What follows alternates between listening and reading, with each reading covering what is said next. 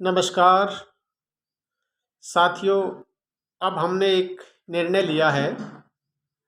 हम अपने आंदोलन को सूचीबद्ध तरीके से आप लोगों के बीच में छोटे छोटे वीडियोस के माध्यम से पहुंचाने का एक कार्यक्रम चला रहे हैं, ताकि आप इस आंदोलन का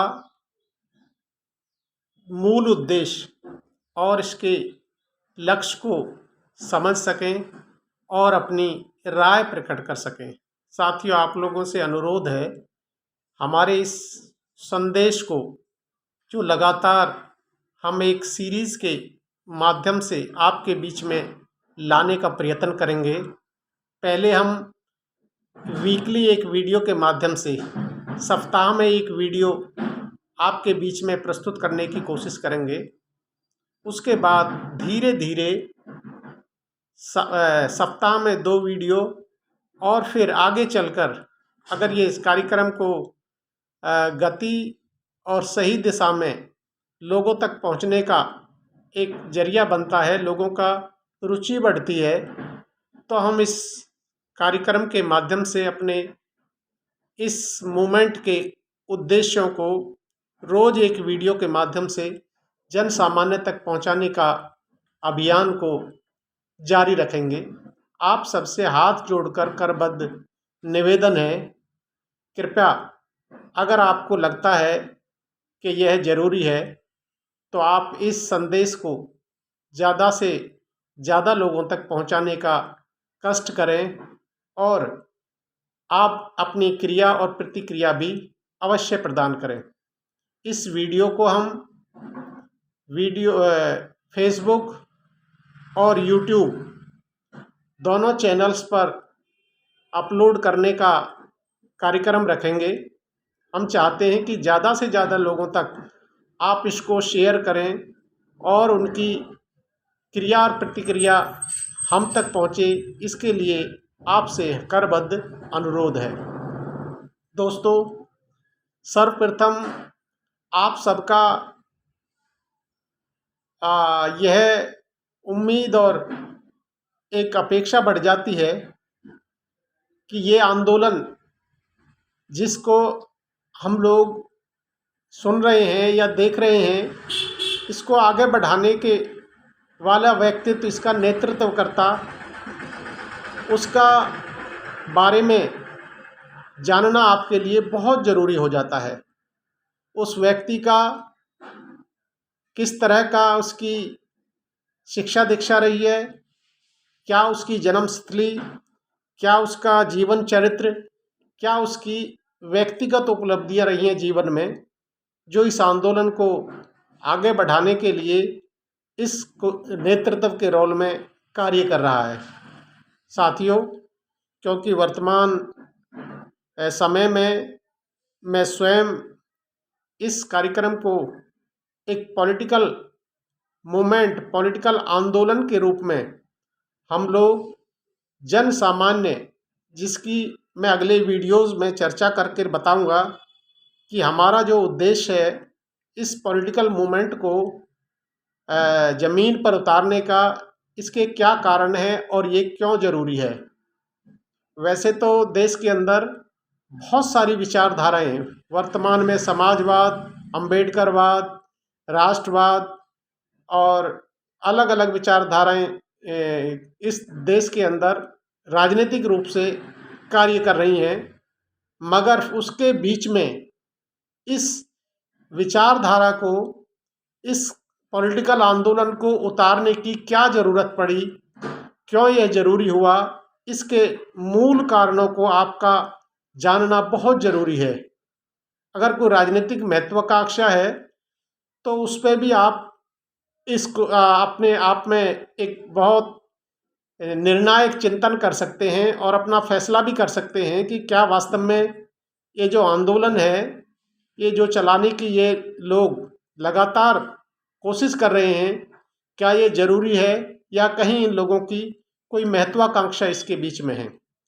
तो साथियों, मैंने बताया कि सर्वप्रथम मैं इसका अभी वर्तमान में एक पॉलिटिकल पार्टी के रूप में इसका लीडिंग रोल में नेतृत्व करने के स्थिति में काम कर रहा हूँ, तो आप लोगों का जानना मेरे बारे में अति ज़रूरी है, क्योंकि जब तक आप उस व्यक्ति के स्वयं व्यक्तित्व को या उसके जीवन चरित्र को नहीं जान पाएंगे, तो आप कैसे भरोसा करेंगे। सब सर्वप्रथम ये मेरा भी दायित्व बनता है कि आप तक मैं अपने परिचय के बारे में आपको थोड़ा सा संक्षेप में अवश्य बताऊं।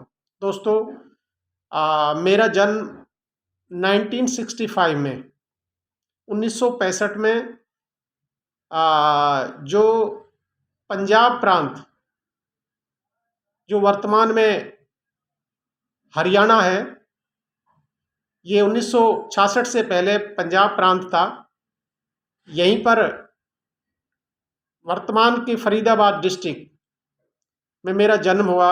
लेकिन आज कुछ भौगोलिक बदलाव के कारण मेरा जो गांव है वो उत्तर प्रदेश की सीमा पर लगता हुआ क्षेत्र में आता है, जो 1980 के बाद उत्तर प्रदेश में कन्वर्ट हो गया है। तो उत्तर प्रदेश के गौतम बुद्ध नगर में स्थित है। तो वर्तमान में मेरा जो पैतृक स्थल है, जगह वही है, लेकिन पंजाब से हरियाणा और हरियाणा से अब उत्तर प्रदेश में कन्वर्ट हो गया है। तो मैं कह सकता हूँ मैं उत्तर प्रदेश, पश्चिम उत्तर प्रदेश के गौतम बुद्ध नगर जिले के अंदर मेरा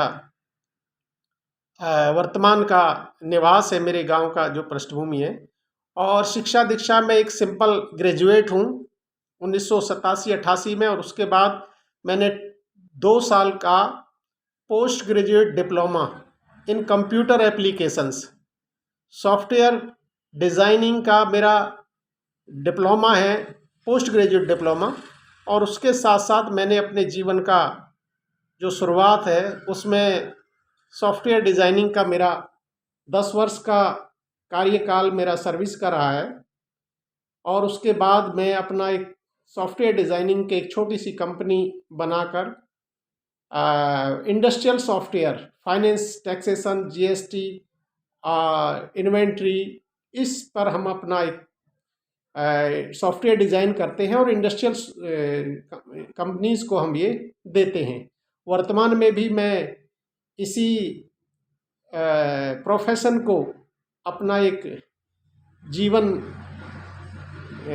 चलाने का एक आजीविका के रूप में मैं चलाता हूँ, क्योंकि ये ऑनलाइन सब कुछ मेरे पास एक लैपटॉप है, एक पेन ड्राइव है, एक इससे पहले लगभग 15 साल पहले मैं बाइक से गली गली में पूरे एनसीआर की मैं इंडस्ट्री में मैं पूरी तरह से मैं किसी भी ऑफिस का, किसी भी कंपनी का, किसी पे मेरी उंगलियों पर टिप्स पर है, गुड़गांव, फरीदाबाद, नोएडा, गाजियाबाद, गौतम बुद्ध नगर, जो भी है इंडस्ट्रियल एरिया है, काफ़ी खाक छाना है। और मैं एक सफल कह सकता हूँ अपने आप में कि मेरा ये प्रोफेशन आज भी मैं अपनी आजीविका के तौर पर इसी से मैं चलता हूँ, इसी से अपने मूवमेंट को चलाता हूँ। दोस्तों, चरित्र के नाम पर इसी से आकलन किया जा सकता है वर्तमान में तो, कि अभी तक मेरे लाइफ में कोई एफआईआर नहीं हुई है मेरे ऊपर, किसी भी तरह का कोई क्रिमिनल या दीवानी या इस तरह का कोई मुकदमा नहीं हुआ। तो कोशिश की है मैंने अपने जीवन चरित्र को साफ सुथरा रखना। और व्यक्तिगत उपलब्धि के बारे में अगर मैं बताऊं तो मेरे 3 बच्चे हैं, 2 बेटी और 1 बेटा। तीनों को मैं कह सकता हूँ सफल, अपने आप में एक सफल निर्णायक एजुकेशन हासिल की है उन्होंने, और अपने जीवन में एक सफल व्यक्ति के रूप में वो अपने अपने प्रोफेशन में अपना अपना काम संभाल रहे हैं। तीनों बच्चों की शादी हो गई है। बड़ी बेटी सॉफ्टवेयर इंजीनियर है, वो एक एमएनसी में यूएस की कंपनी में काम करती है, और 40 लैक्स प्लस में उनका पैकेज है जीवन का, बहुत अच्छा। और जो जिनके साथ बेटी की शादी हुई है वो भी एक इंजीनियर हैं, मेरे दामाद बड़े, और वो भी बड़ी अच्छी एमएनसी कंपनी के अंदर अपना जीवन यापन चला रहे हैं, बहुत अच्छा। दूसरी बेटी डॉक्टर है, एमबीबीएस एमडी, उनकी शादी भी एमबीबीएस एमडी डॉक्टर हैं दामाद दूसरे नंबर वाले। तो दोनों पहले दिल्ली में सर्विस में थे, दोनों ही आप अपना हॉस्पिटल बनाया है और एक हॉस्पिटल का संचालन कर रहे हैं दिल्ली के अंदर। तीसरा आपका बेटा जिसकी शादी हो गई है, हमारी बेटा भी इंजीनियर है और अपना बिजनेस करता है, ट्रेडिंग का जॉब है उसका, इंडस्ट्रियल ट्रेडिंग। और बहू हमारी एमएससी केमिस्ट्री है, वो लेक्चरर है। तो मैं कह सकता हूँ कि व्यक्तिगत तौर पर एक पिता की जो पहली प्राथमिकता होती है जीवन में सफलता के लिए, तो बच्चों के रूप से मैं कह सकता हूँ ऊपर वाले का और समाज का और प्रकृति का हमारे साथ इतना सहयोग रहा है कि सभी अपनी अपनी जिम्मेदारियों को पूर्ण तत्परता और जिम्मेदारी के साथ निभा रहे हैं।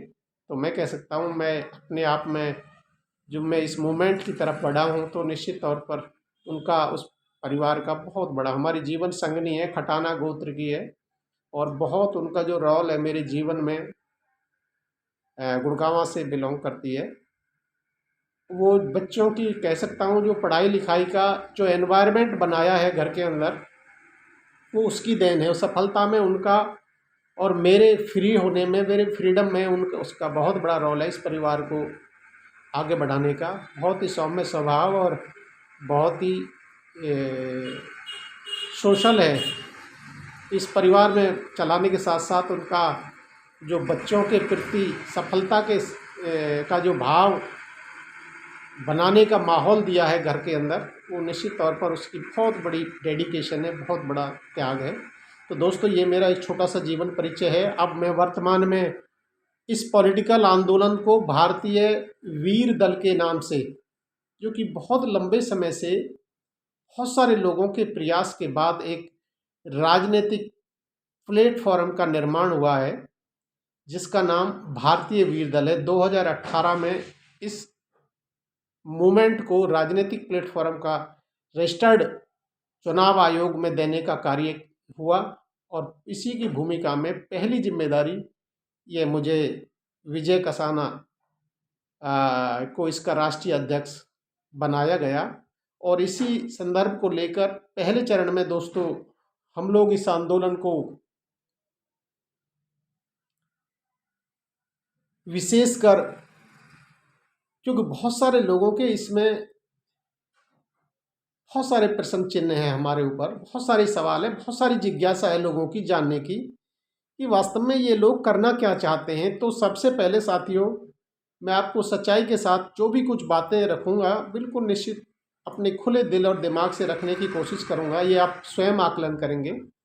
मैं इस आंदोलन से 97 कह सकते हैं 96 दिसंबर स्टार्ट, 97 से इस आंदोलन को मैंने पार्टिसिपेट किया, देखा, सुना। ये आंदोलन चला था 90s के दशक में, तो इसका मैं हिस्सा बना दिसंबर 97, 15 दिसंबर 96 से मेरी स्टार्टिंग सुनने की है। लेकिन 97 में मैंने इसमें धीरे धीरे काम करना शुरू किया, क्योंकि मैं भी अपने जीवन यापन में और बच्चे परिवार को आगे बढ़ाने की कोशिश में लगा हुआ था। लेकिन जब मुझे मेरी नैतिक जिम्मेदारी का एहसास हुआ, उस मीटिंग के माध्यम से मुझे अंदर से ऐसा महसूस हुआ कि मुझे भी सोसाइटी के लिए काम करना चाहिए।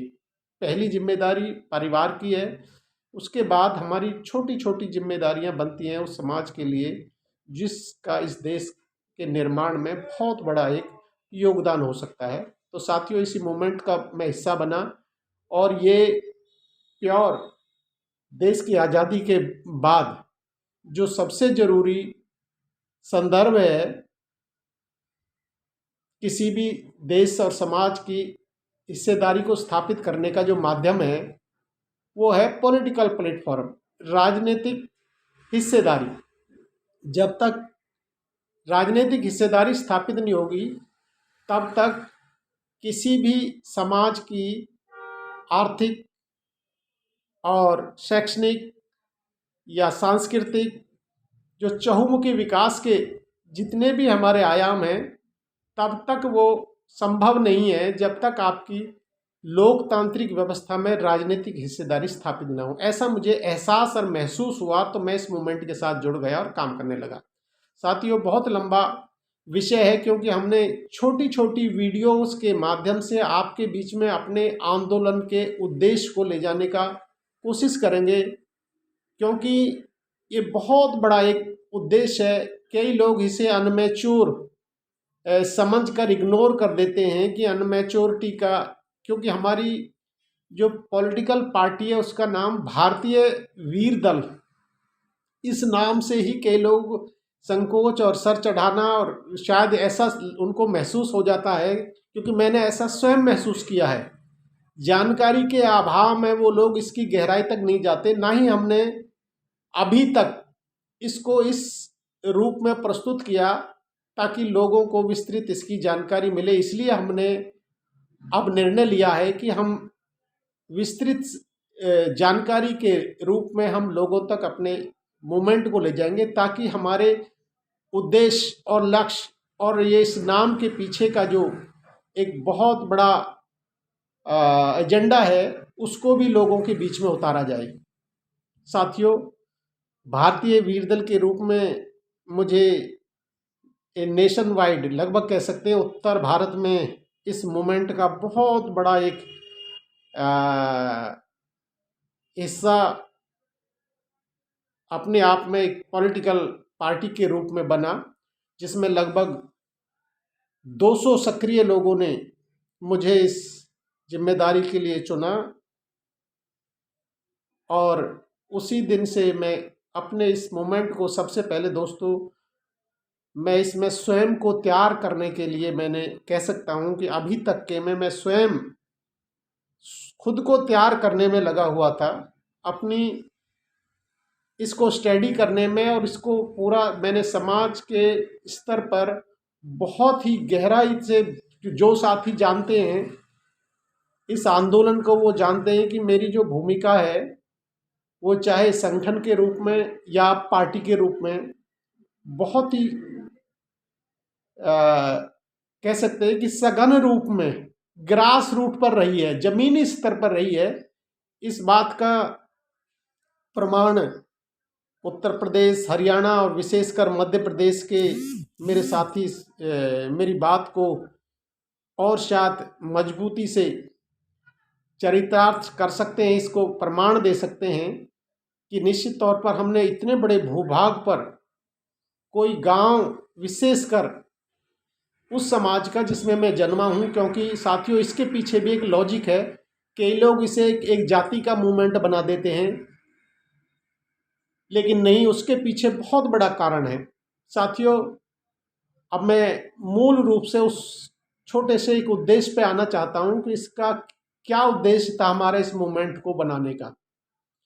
दोस्तों, इसके नाम के पीछे क्या लॉजिक था आप लोगों का, जो ये वीर दल शब्द जो इसमें आया है।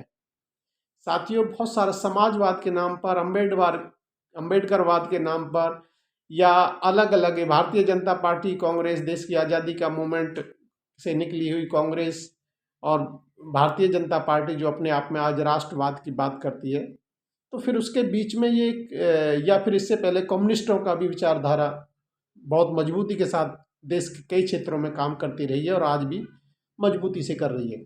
मगर उसके बाद ये क्या आंदोलन है जिसको ये भारतीय वीर दल कहना चाहती है या भारतीय वीर दल लोगों तक पहुंचाना चाहती है, ये क्या विचार है? तो दोस्तों, मैं संक्षेप में आज बताऊंगा, जिसके बारे में हम सीरीज के साथ आपको धीरे धीरे करके परत दर परत सारी चीज़ों को सामने लाने की कोशिश करेंगे। ये आंदोलन मूल रूप से, देखिए, भारत में जो हमारी पूरे इतिहास को हम गहराई से एक सर्वे करते हैं और उसका निरीक्षण करते हैं, तो पाते हैं कि इस देश की व्यवस्था में शोषणकारी व्यवस्था, बहुत भारी शोषण रहा है, भेदभाव रहा है, और इस भेदभाव का जो मूल कारण रहा है वो रहा है यहाँ की जातीय व्यवस्था। कर्म के आधार पर जातीय व्यवस्था जन्म के आधार पर बना दी जाती है, और फिर उसके बाद भेदभाव होता है। लेकिन हमारा मूवमेंट, जिस आंदोलन को हम लोग लेके चल रहे हैं, इसकी शुरुआत कह सकते हैं कि ब्रिटिश पीरियड से। एक वर्ग ऐसा है जो डायरेक्ट इस भेदभाव का प्रताड़ित नहीं हुआ, शिकार तो हुआ लेकिन उसको प्रताड़ित, डायरेक्ट प्रताड़ित नहीं हुआ। उसके साथ बहुत ही बड़े एक साजिश के तहत उसको कमजोर करने का, उसको खत्म करने का एक अभियान बहुत ही एक सभ्य समाज का इस तरह का घिनौना रूप देखने को मिलता है।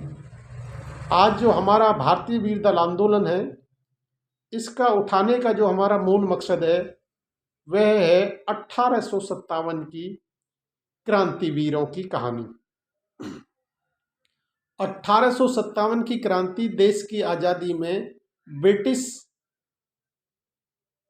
जो शासक था, ब्रिटिश जो शासन था, उससे मुक्त होने का पहला आंदोलन, बड़ा आंदोलन कह सकते हैं, जिसे कह सकते हैं कि लगभग भारत देश आज़ाद हो चुका था।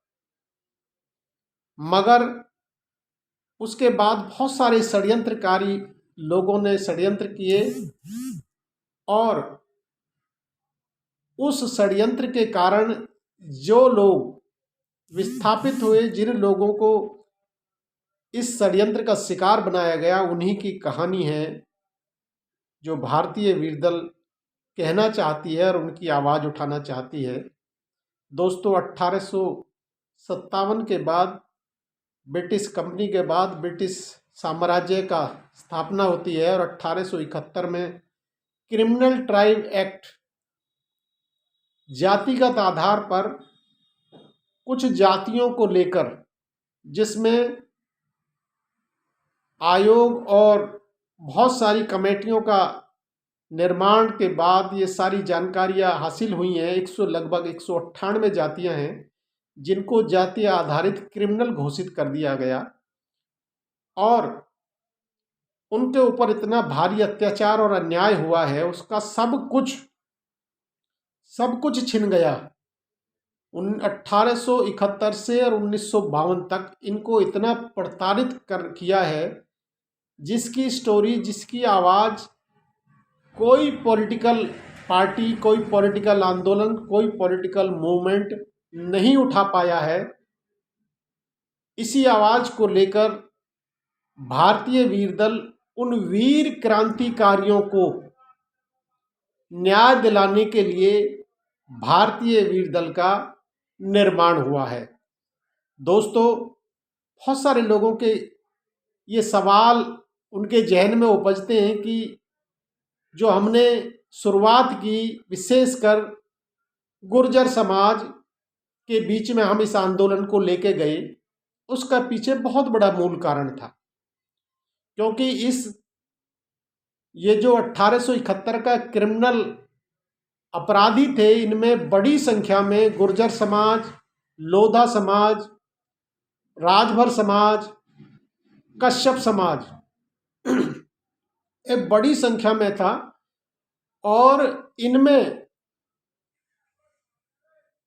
जो आज डोमिनेट करती हैं कुछ जातियां ऐसी हैं जो ऐसी स्थिति में हैं जो लड़ा के इस आंदोलन को लड़ सकते हैं। तो पहला जो हमारा मूल कारण था, गुर्जर समाज में दो कारण थे इस मूवमेंट को ले जाने के। क्योंकि मैं स्वयं उस जाति से बिलोंग करता हूं, क्योंकि मेरी बात को विश्वास सबसे पहले वो वर्ग करेगा जिसमें कहीं न कहीं मेरा कहीं खून का रिश्ता जुड़ा हुआ है। तो इस मूवमेंट को हम गुर्जर समाज के बीच में लेके गए। इसका मूल कारण था कि हम गुर्जर समाज को जागृत कर लीडरशिप निकालेंगे, नेतृत्वकर्ता निकालेंगे, लड़ा के निकालेंगे, इस आंदोलन को लड़ने वाले लोग निकालेंगे, ना कि हम MP MLA बनाने की नीयत से हम लोगों ने इसमें आंदोलन को इस एक जाति विशेष के साथ में हमने, क्योंकि ये आज निर्णायक भूमिका में है, विशेषकर दिल्ली NCR में बैठा गुर्जर समाज। क्योंकि इसके पीछे जो मैं बताया 198 जातियां हैं, ये बड़ी आशा और उम्मीद लगाए हुए हैं कि एक वर्ग जो अपने संघर्ष से दोबारा उठ खड़ा हुआ है, उसकी बड़ी जिम्मेदारी बन जाती है वहाँ से लीडरशिप निकालने की, वहाँ से नेतृत्व निकालने की, वहाँ से आंदोलन को चलाने वाले लोग निकालने की। कई लोग इसको इसलिए गुर्जर जाति से जोड़ देते हैं या जोड़ के इसको प्रचारित कर रहे हैं कि ये गुर्जरों की राजनीतिक पार्टी। नहीं मेरे भाई, ये वीर शब्द उन 198 जातियों के लोगों के लिए है जो विपरीत परिस्थितियों में देश के लिए लड़ा, जिसने अपना सब कुछ न्यौछावर कर दिया। हमेशा सत्ता के साथ, ब्रिटिशर के साथ और तत्कालीन जो छोटी छोटी रियासतें चल रही थी उनके साथ लड़कर अपने अस्तित्व को जिंदा रखा। उनमें से बड़े रोल में गुर्जर जाति है और उनकी विशेष ड्यूटी बनती है, विशेष दायित्व बनता है कि तमाम उन वर्गों को उनकी लड़ाई लड़कर उनका हिस्सेदारी दिलाने की जिम्मेदारी सर्वप्रथम गुर्जर समाज की बनती है। दूसरे नंबर पर लोधा समाज। लोधा समाज भी आज निर्णायक भूमिका में है। अपने संघर्ष से, अपनी मेहनत से, अपने पराक्रम से उसने अपना स्थान वापस फिर से बना लिया है। उसकी भी अब दूसरे नंबर पर विशेष जिम्मेदारी बनती है गुर्जर के साथ मिलकर इस नेतृत्व को आगे बढ़ाने की, लीडिंग रोल में निकलने की। तीसरा राजभर है, मल्हा समाज है, कश्यप समाज जिसे वर्तमान में कहते हैं मल्हा। ये भी लड़ना के निर्णायक भूमिका में, लेकिन इसके साथ मैं 198 जातियों के नाम अगर आपको गिनाऊं तो साथियों ऐसे नाम हैं जिनको आपने एक सामान्य तौर पर सुना भी नहीं हुआ है, लेकिन वो अस्तित्व में हैं भारत में। और उनकी अभी तक जो उनकी नस्लें हैं वो स्कूल तक भी नहीं पहुंची है, स्कूल की बाउंड्री तक नहीं पहुंची हैं। उन 198 जातियां ऐसी हैं। इसमें बंजारा समाज का तीसरे चौथे नंबर पर दायित्व बनता है। बंजारा समाज भी लड़ने की स्थिति में और समझने की स्थिति में धीरे धीरे पहुंच गया। तो हमारा उद्देश्य नेतृत्व निकालना था, लड़ा के निकालना था, उन वीरों को फिर से पुनः जागृत कर इस लड़ाई के लिए तैयार करना था, ना कि उनको MP MLA बनाने के लिए तैयार करना। हम नेतृत्व निकालने के लिए इस भारतीय वीर दल के माध्यम से उन वीरों को, उन क्रांतिकारियों को पुनः असेंबल कर इस लड़ाई को, इस मूवमेंट को, इस आंदोलन को सही दिशा में ले जाने के लिए एक हमें कुछ लीडर्स की, लड़ने वाले लोगों की, डेडिकेटेड लोगों वालों की, समाज के प्रति समर्पित लोगों की नेतृत्व निकालने के लिए इस मूवमेंट को हमने पहले चरण में अपनी जाति, अपने लोग, उन लोगों को प्रेरित कर मुख्य धारा में उन लोगों की लड़ाई लड़ने के लिए। अब जैसे अरेरिया है, मधुमक्खी तोड़ने वाला है, बंदर नचाने वाला है, यहाँ से आप देखेंगे गाड़ियाँ लोहार हैं और ये बंदर नचाने वाला है। मतलब इस तरह की सैकड़ों जातियां हैं जिनका अभी तक भारत के लोकतंत्र की मुख्य धारा से ना अभी तक उनके पास सामान्यतः सुविधा तो दूर की बात, अभी तक वो दो रोटी का अपना इंतजाम नहीं कर पाया है, ना ही अभी तक वो घुमंतु स्थिति में रहता है, जगह जगह अपना दर बदर बदलता है। मगर अपने संघर्ष से मैं कह सकता हूँ गुर्जर समाज ने, लोधा समाज ने, मल्लाह समाज ने, कुछ बंजारा समाज ने, इन समाजों ने धीरे धीरे अपनी मेहनत से, संघर्ष से लड़कर और अपने छोटे मोटे अधिकार प्राप्त करके अपने अस्तित्व को पुनः खड़ा करने की कोशिश की है। तो साथियों, मेरा उद्देश्य केवल इतना है कि हम उन लोगों को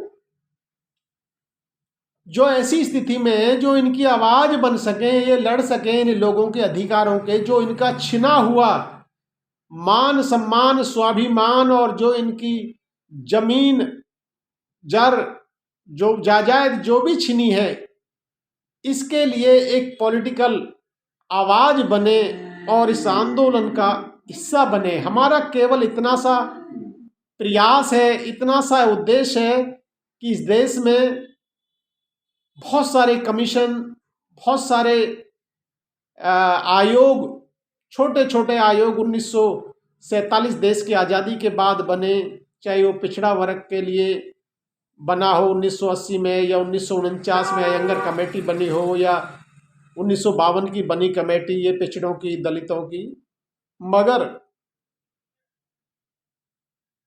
इस डी नोटिफाइड ट्राइबल्स, इसको कहते हैं विमुक्त जनजाति, जिनको नोटिफाइड करके क्रिमिनल बनाया था, उनको डी नोटिफाइड किया 1952 में 31 अगस्त को। इनकी आवाज कौन बनेगा मेरे भाई? ये वीर शब्द उन लोगों को है जो अंग्रेजों से लड़े, जो तत्कालीन रियासतों से लड़े, जो अंग्रेजों के साथ कड़ी थी। तो दोस्तों, ये सच्चे राष्ट्रवादी ये लोग हैं, ये वो क्रांतिवीर हैं।